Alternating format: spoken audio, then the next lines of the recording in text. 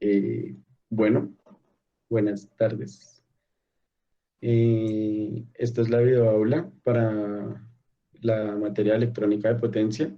El tema que vamos a tratar es, el tema que vamos a tratar son los inversores de corriente directa a corriente alterna. Y este trabajo está presentado por Juan Pablo Torres, Samantha Peña, estudiantes de Ingeniería Mecatrónica de la Universidad Militar Nueva Granada. Entonces, para darle una introducción al tema, vamos a ver los símbolos, símbolos y sus significados. Normalmente en este capítulo vamos a relacionarnos con todos estos ítems que están acá y ya están específicos en pantalla.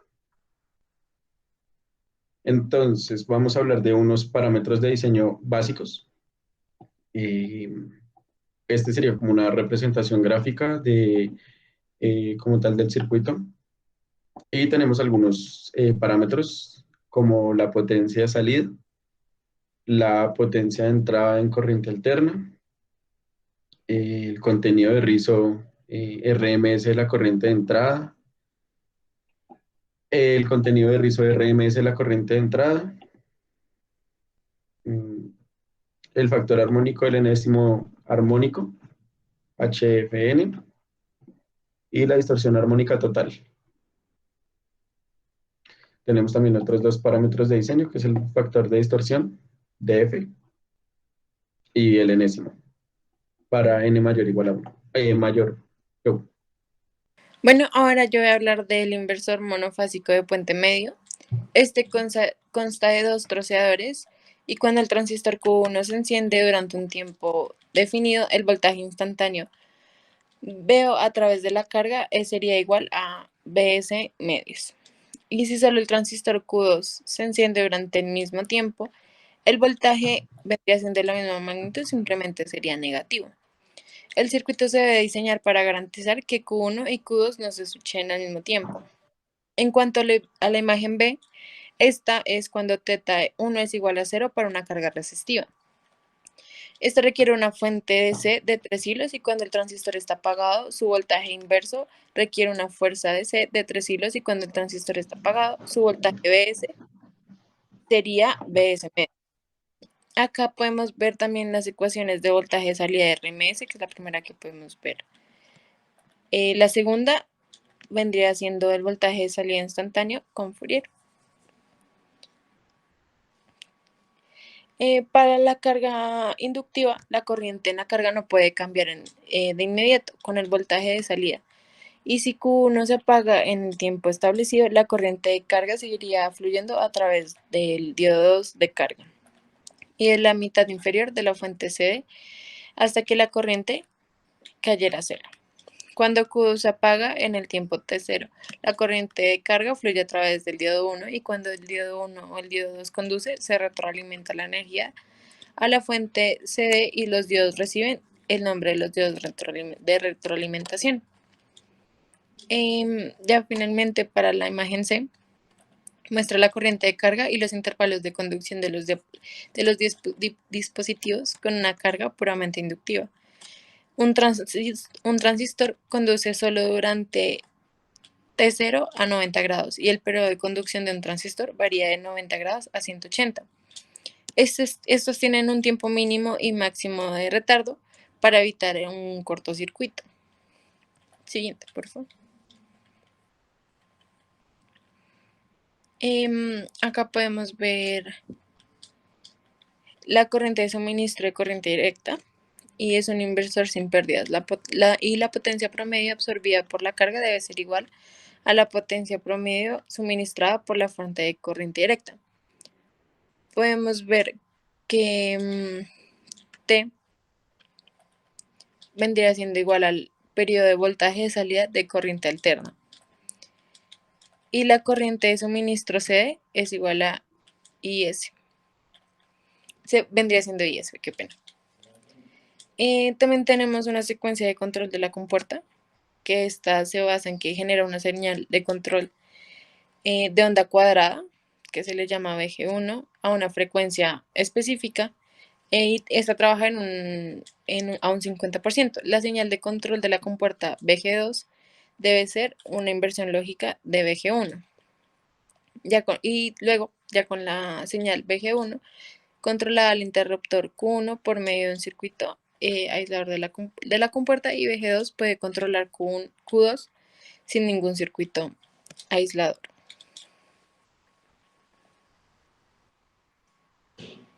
Ya. Bueno, ahora vamos a hablar del inversor monofásico de puente completo. Se compone de cuatro troceadores. Cuando los transistores Q1 y Q2 se encienden al mismo tiempo, el voltaje de entrada ABS aparece a través de la carga. Si los transistores Q3 y Q4 se encienden al mismo tiempo, el voltaje a través de la carga se convierte a menos Bs. Hay cinco estados de conmutación, Q1 y Q4, que actúan como los dispositivos de conmutación, S1 y S4. Si dos interruptores, entonces uno superior y el otro inferior, conducen al mismo tiempo, de tal modo que el voltaje de salida sea más o menos Bs. El estado de conmutación es 1, en tanto que si estos interruptores están cerrados al mismo tiempo, el estado del interruptor es 0. Entonces, acá tenemos acá a la derecha el valor RMS de salida y la corriente de suministro en corriente directa. Eh, Seguidamente, tenemos la tabla 6.1, que son los estados de conmutación para un inversor monofásico, fuente voltaje, puente completo. Y así como expliqué ahorita cómo sería un estado de conmutación, acá se explica los distintos estados de conmutación que hay. Y acá si miramos el enésimo valor, con n igual a 1, el valor RMS de la componente fundamental es este valor que podemos observar en la pantalla, 0.9 por el valor de entrada de BS.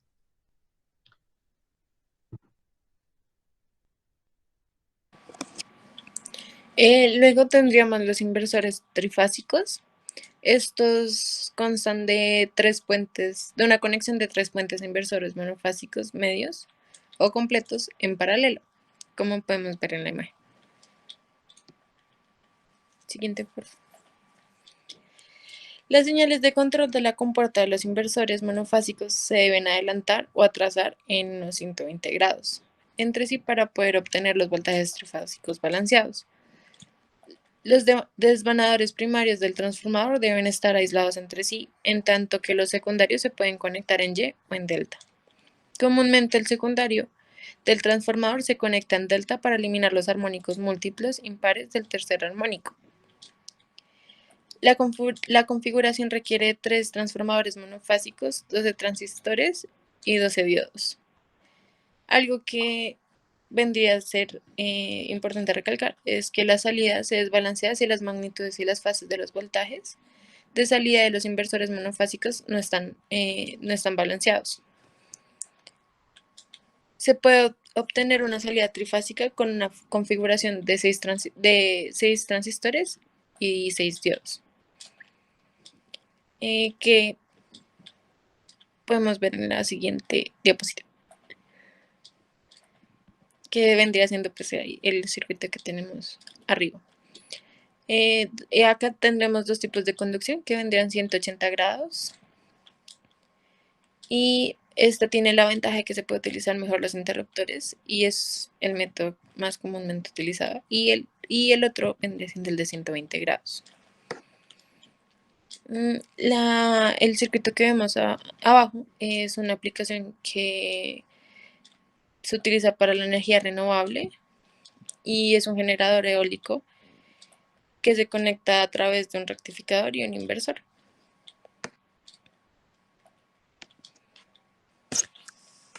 En la conducción de los 180 grados, estas son algunas de las características que tiene. Cada transistor pues conduce durante los 180 grados y también tiene 3 transistores que siempre permanecen encendidos. Y hay 6 modos de funcionamiento en un ciclo y la duración de cada uno es de 60 grados. También tenemos Enumeración en el orden de sus señales de control de las compuertas, que pues es 1, 2, 3, luego es 2, 3, 4, luego 3, 4, 5 y así sucesivamente. Las señales de control de la compuerta están desplazadas 60 grados entre sí para poder obtener los voltajes trifásicos de una manera eficiente.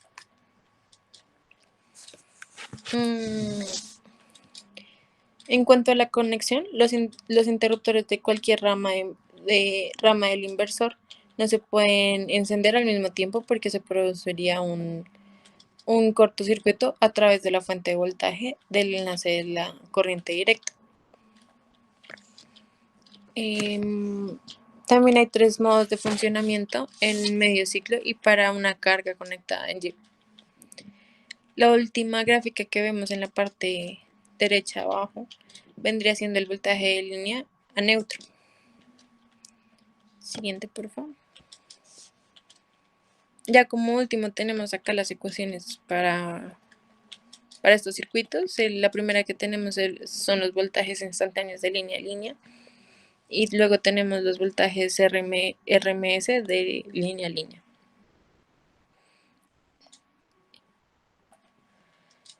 Y acá tenemos el enésimo componente de voltaje de línea, que andan entre las dos primeras ecuaciones, y para n igual a 1. Luego tenemos el valor RMS de los voltajes de línea neutro y las cargas conectadas en Y de los voltajes de fase.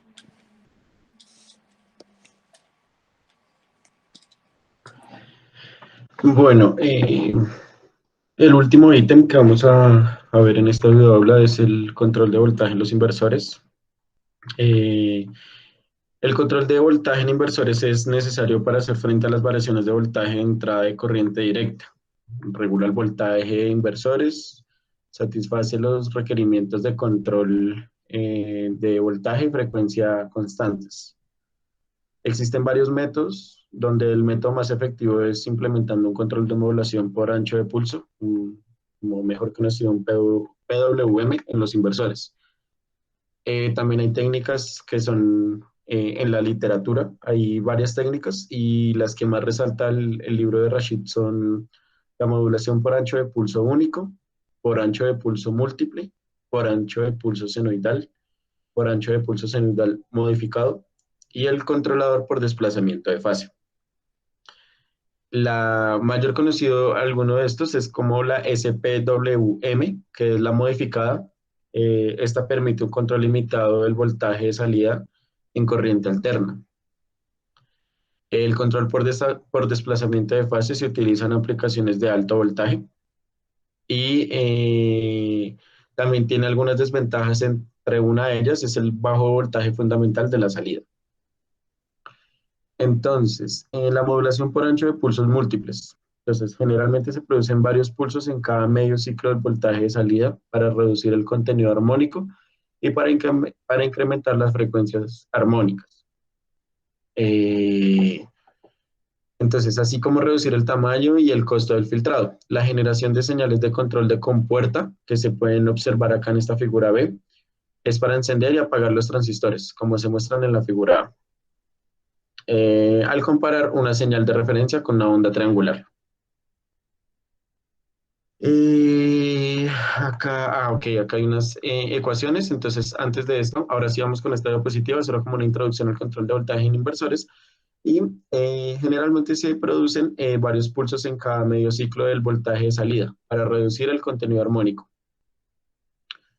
En la figura B se puede observar, como ya hemos dicho, las señales de compuerta, la frecuencia de la señal de referencia estable, la frecuencia de salida FO y la frecuencia portadora es FC. ¿Qué determina el número de ciclos por medio de ciclo esta P? Y el número de pulsos por medio ciclo se determina por esta ecuación, donde MF se define como la relación de modulación de frecuencia. Ya en esta diapositiva podemos ver el valor instantáneo de salida, el voltaje de salida de puentes inversores como se observa en la figura C, y el voltaje RMS, como podemos ver acá en esta ecuación. También podemos ver el índice de modulación y el ancho de pulso. Y acá tenemos el equivalente de T sub S.